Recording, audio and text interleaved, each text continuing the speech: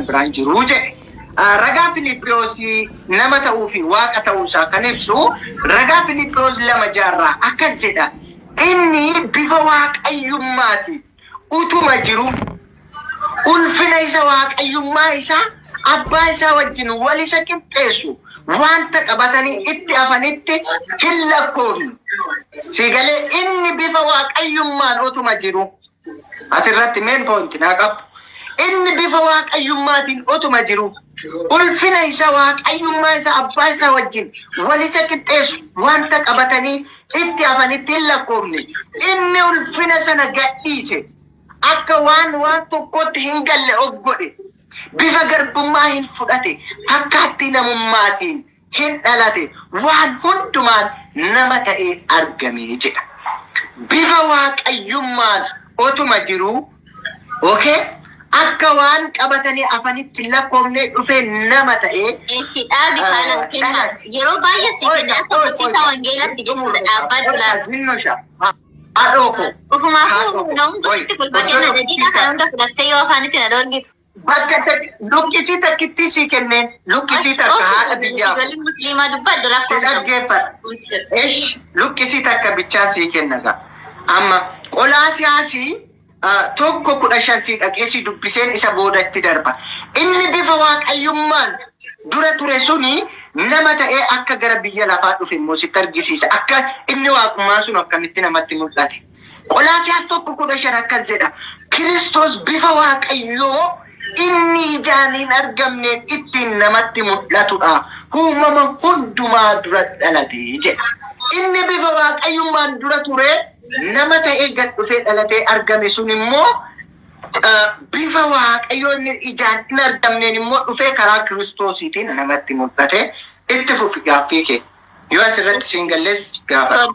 Jalqaba irratti isin haalan dubbatanii ilaala. Uummanni kunis dhaga'eera. Jalqaba irratti ani kanan nan fideette ኢየሱስ ክርስቶስ ፍጹም አምላክ ፍጹም ሰው ነው ዋጋ ጉቱዳ ነማ ጉቱዳ ካንጀዱን ፊዴት ቶኮ ለማፋረት ደሞ ኢየሱስ ክርስቶስ ይፊ ዋጋዮን ቶኮ ጀተሩ በተ ቱርተ ጀቹ በተከመቶ ወንጌላ ከሰት ኢየሱስ ክርስቶስ ፊ ዋጋዮ ቶኮ እንጀዱ ሰበብን ታደማ ስትፈቃደ አባ ኢልማ አፉረ ቁልቁሉ ታዳን ዋጋዮ ቶኮ ከጀዱ ወንጌላ እንጅሩ ዋንቴ ኢታንሱ ዳን ደሞ ፍጹም አምላክ ፍጹም ሰው ነው ከጀሩ ደሞ ራጋናን ፊዴት ገርወት ራጋን ከፊድ ዋን ብራት ከነት ፊድ ምስጥራ ሲጋው ደከነት ሲጋቱ ቆይ ካንፍቲኒ አኒ ከነም በርባድ ስራ ኢየሱስ ክርስቶስ ፍጹም አምላክ ፍጹም ሰው ነው ከጀሩ ቶኮ ለማፋረት ደሞ ኢየሱስ ክርስቶስ ዱራን ለቱሬ ረገሩ ፎኑ ፈቴ ዱፌ ጀቴ ተምቲ አነ አባቱ ነጫላ ጀዴ ዱበቴ ወንጌል ዮሐንስ ከሰት ለማጀድ ሰደፋረት ደሞ ጀቹም ኢየሱስ ክርስቶስ ጀዱ ካኩሞ ፋጌሳ እንጅሩ ኢየሱስ ክርስቶስ ከንጅሩ ከኩ ሃራዋ ኬሳ አከሰማስ ክርስቲያኑማን ከሞጋፋሜ ማሊ ዳኒ በረቶታ ኢየሱስ ዳኒ ማለ ኢየሱስ ክርስቶስ ዋቀተ ኢሳን ኡሜቲ ሚቲ የቹ አኒ ከነን ስራ በርባዱ ገባቡመቲ ፍጹም አምላክ ፍጹም ሰው ነው ከንጀት አኒ ኢየሱስ ክርስቶስ ዋቀ ጉቱ ነማ ጉቱ ዳካንጀት ወራጋና ፊድ ቶክ ለማፋረት ደሞ አቦል መንፈስ ቅዱስን ቶክ ከጀት ወራጋና ፊድ ለማ ከነ ለማን ስራ ፍደና ዋይ ኢየሱስ ክርስቶስ ዴራ ይቹዳ ኢታነን የሮ ባየን ፍረዱ ገሩ ደቂቃ ለማሲፈን ግን ደቂቃ ለማጅቱት ናፍ ዴቪስ ሃይ ሃይ ሃይ ካሜራ አገን ሰውነት እንጀድ ኦኬ እሺ ትፉፊ ጋፊኬ እነገነ ካንዱ በቻተር ሶሪ አዳና ላኩቴ ቀጠሌኮ እሺ ረኮን እንጁ አኒ ከነስራ ወርባዱ ኢላላን ገባበደ አብ ወልድ መንፈስ ቅዱስ ቶክ ከጀት መቃባ ኢልማፈር ቁልቁሉ ሰዳንሳኒ ቶክ ተውፊ ቶክ ኢየሱስ ክርስቶስ ፍጹም አምላክ ፍጹም ሰው ነው ከጀዶ ከነማ ጉቱ ዋቀ ጉቱ ደከንጀት ረጋ ብቻን በርባደ ይቹ ማብራራ ብራይ ወይስ ደግሞ ምስጥረ ሲጋው ጠይቄ ወንደ ሲዱብቱ ቶክ እንጅሮቹ ከስራ በርባድ ሲፋንኪና ዋቀዮ ኢየሱስ ክርስቶስ ዋቀ ጉቱ ደስ nama guutuudha si kan jettu itti uummata irratti waadaan agaltee naafidi. Ya ragaa si fidee jira si jechaara birqaxalee kun Filiphiyoosi 2 lakkoofsa 6 irratti inni bifa waaqayyummaatiin utuma jiru inni jedhu akka waaqayyoo ta'ee ture sitti dubbata. Okay.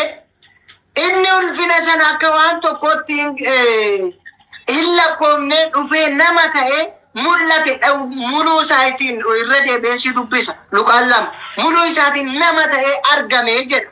Okay? Nama miti jechuu hin dandeessu. Maaliif gara biyya lafaa dhufee nyaatee dhugee beela'ee dheebotee akka namaatti waan namni ilmi namaa dabarsu tokko dabarse. Waaqa kan isa jechisiisu immoo qulqulluu waa takka cubbuu tokko ofirraa hin qabu. Kun waaqa isa jechisiisa. Ragaas immoo ani waaqayyoodha jedhee Isaayyaas 43 lakkoofsa 11 irratti dubbateera. Okay? Inni nama guutuu fi waaqa guutuu isa jedhu ammas as qabadhu gurra keenan dubbisa. Filiphiyoosi 2:6. Inni bifa waaqayyummaatiin otuma jiru ulfina waaqayyummaa isa abbaa isaa wajjin wal isa qixxeessu wanta qabatanii afanitti hin lakkoofne. Sigalee inni bifa waaqayyummaatiin otuma jiru inni jedhu kun already waaqa ta'ee jira. Okay? Waaqni fi abbaan ilmi immoo tokko miti yookaan immoo abbaaf ilmi immoo tokko miti kan jette irratti tokko Yohaannis 10 lakkoofsa 30 irratti anii fi abbaan tokko jedha. Okay? Ragaan isaa Yohaannis 10 lakkoofsa 30. Garuu asirratti inni bifa waaqayyummaan otuma jiru seen already akka waaqa ta'ee jiru sitti hime tokko. Inni ulfina sana gadhiisee akka waan tokkotti hin galle of godhee bifa garbummaa hin fudhate fakkaattii namummaatiin hin dhalate waan hundumaanis nama ta'ee argame 2. Ragooleen kun Filiphiyoosi 2:6 baasiitii dubbisi. Eshi dhagee tokkoffaa irratti Yohaannis 10 lakkoofsa 30 እኔና አብ አንድ ነን kan jedhu tokko. መንፈስ ቅዱስ አንድ ነው የሚል የለም። አባ ኢልማ ፉረ ቁልቁሉን tokko ka jedhu hin jiru. Achuma wangeela Yohaannis keessas maal jedha? Ana abbaatu na caala jedha tokko. Lammaffaa irratti achumatti dammo wangeela Yohaannis 10 lakkoofsa 1 irratti maal jedha si fakkaate? Ani namni jecha koo osoo hin taane jecha waaqayyo ka jedhu hunduu mootummaa waaqayyoo dhaaluu hin danda'u. Nama jecha abbaa kootii dhaga'uudha jedhee dubbatan. Sadaffaa irratti dammoo jecha abbaa koo naan jette abboommii koo eegu jedha malee jecha abbaa koo hin jiru. Ana abboommii koo eegu. Dhagee ilaal kennu ka natti darbine shi. Ittaasuudhaan dammoo ragaa nam fida naan jette Yesus Kiristoos waaqa guutuudhas nama guutuudhas kan jedhu. Sababbiin isaallee wangeeluma kee keessatti ragaa afaan Timootewos 1:16 irratti waaqni mul'atu jedha. Sibgalee ramti. Kanafu Yesus Kiristoosiitiin namatti mul'ateera. Waaqni mul'atu isa jedhuu fi zinnushaa. Yesus Kiristoosii fi waaqni garaagarummaa yoo qabaatan ta'e nan taradda akkasitti. Yesus Kiristoos waaqni mul'atu isa jedhuuf tokko isaan waaqni mul'atu inni jedhuu fi Yohaannis Luqaas 10 lakkoofsa 21 dhaqii dubbisime sarkaraa macaan. Injira matsaafni dubbisaaf jiru. Ishi qaxalee kumeenaa dubbisi. Eshi dhagee ilaal kennu gaaffiin si gaafadhe keessatti gaaffii qaxxaamuraa bicha naa deebisa. Waaqa fi Yesus Kiristoos garaagarummaa qabanoo hin qaban. Yoo garaagarummaa qabaatan okay. Sirraan qeebal. Inni iyyuu waaqayyoodha ber qaxalee koo inni iyyuu waaqayyoodha siin jechaa jira ber. Akkamittiin eega? Maqaa waaqayyummaa kormee koo otoo gara biyya lafaa hin dhufiini waaqayyo jedhamee beekama. Idda gara biyya lafaa dhufee dhalatee maqaa Yesus Kiristoos jedhu already iddatti mogga'ee Yesus Kiristoos jedhama. Moggaasa maqaatu walii lama malee waaqnis isuma Yesus Kiristoosis isuma ragaa wajjin. Eshi bakka kennaa ilaalaan jechuudha. Jalqaba irratti Yesus Kiristoos ለምሳሌ ማርያም yoo deessu jechuudha ማርያም አትፍሪ ወንድ ልጅን ትወልጃለሽና ስሙንም አማኑኤል ብለሽ ትጠራለሽ ኢየሱስ ብለሽ ትጠራለሽ jedheedha kan itti moggaase malee ወንድ ልጅ ትወልጃለሽ jedhee malee እግዚአብሔር ትወልጃለሽ jenneen achittis tokko waaqni innaalani. Lammaffaa irratti dammoo ani kanas hin jedhe Yesus Kiristoos waaqa guutuu nama guutuudha ka jedhu ragaa naaf fidi kana osoo irra hin tarin jechuudha.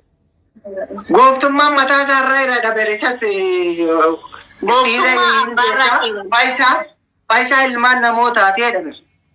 Sigaleera achirrattis yeroo Jibriitti ergu maqaa isaa Yesus jetteen moggaaftaa inni faayisaa biyya lafaa hundumaa ta'edha.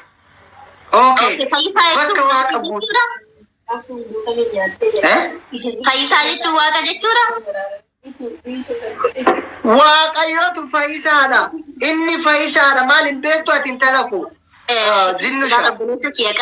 Seexanni takka yoo gabbarte gabbara ishee sana yoo guutteef ta'e yeroodhaaf si fayyisti ilaala. Seexanumtu yoo gabbara ishee guutteef tokko bakka kanatti wanna si jiraal dhagaye. Fitsum amlak fitsum sunu ka jedhu ragaa wangeela naa fiditu irra tarra yaada kana mikinaatuma Yesuus Kiristoos waaqa guutuu nama guutus jettee situ dubbisee situ jedhe waadaa galte ragaa siifan fida kan jedhu Eeyyam kunoo si dubbisa. Eela na dhaggeeffata ammallee irra deebiin si dubbisa ijoollee.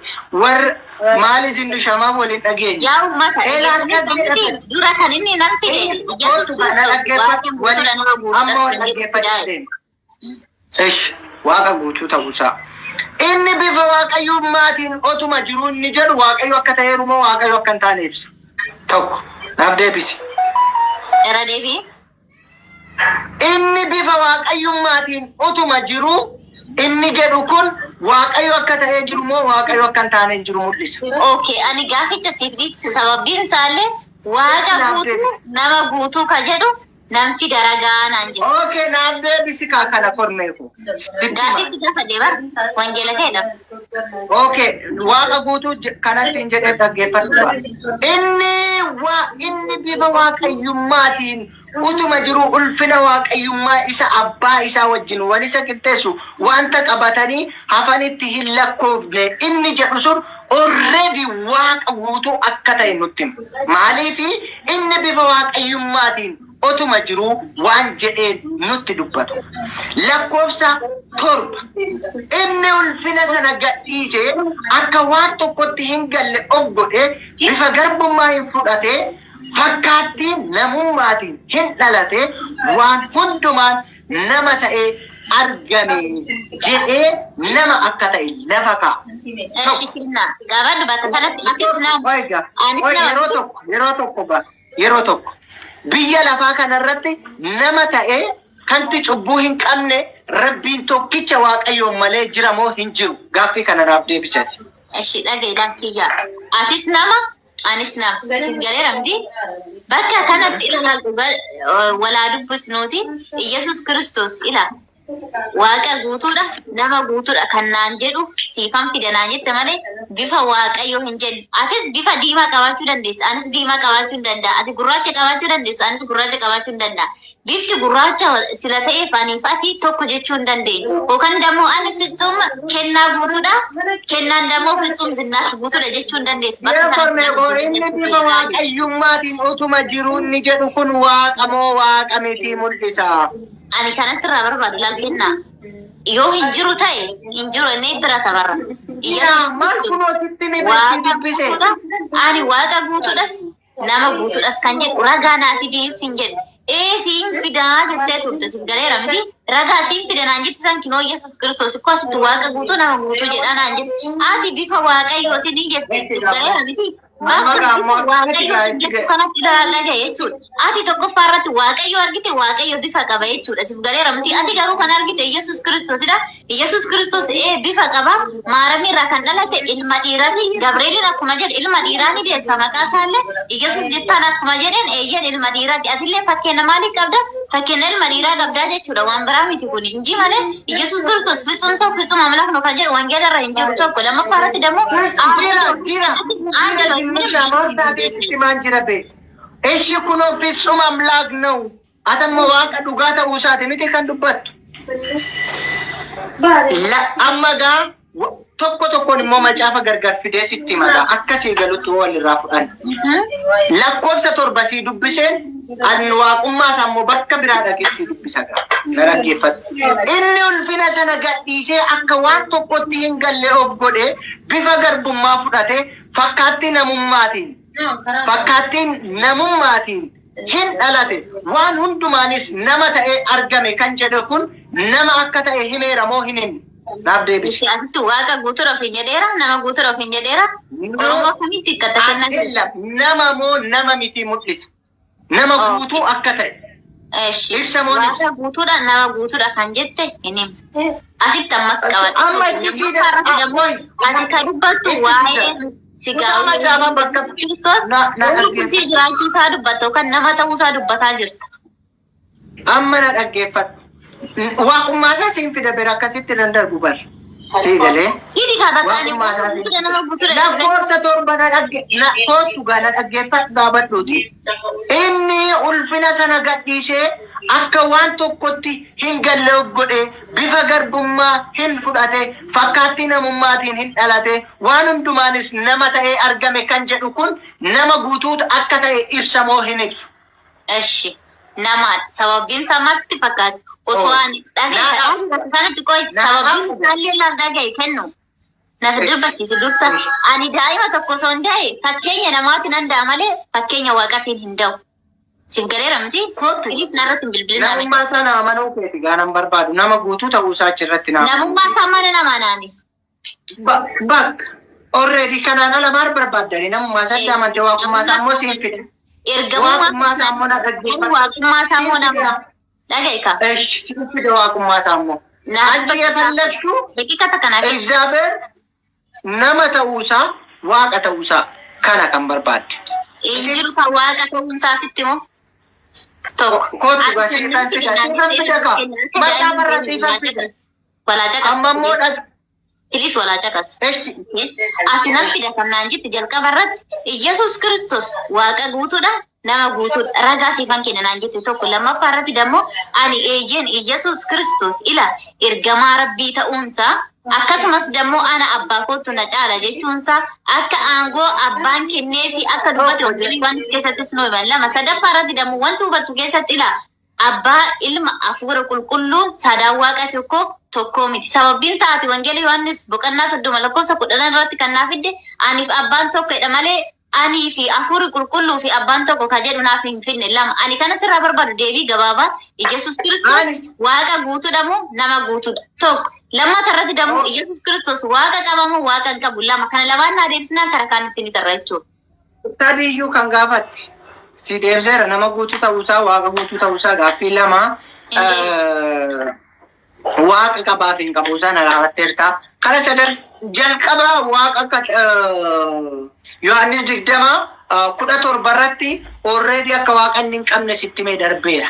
Tokko jedhe maaramiitu waaqa qaba kinooti wangeela siin jedha koo kennu. Maaramii Magdalaawwiitu waaqa koo jedhee ergaa sana akka dabarsitu ishii abboomee siin jedhe ber ergicha dabarsaa kan jiru maaramii dhaqee dabarsa maaram Magdalaawwii.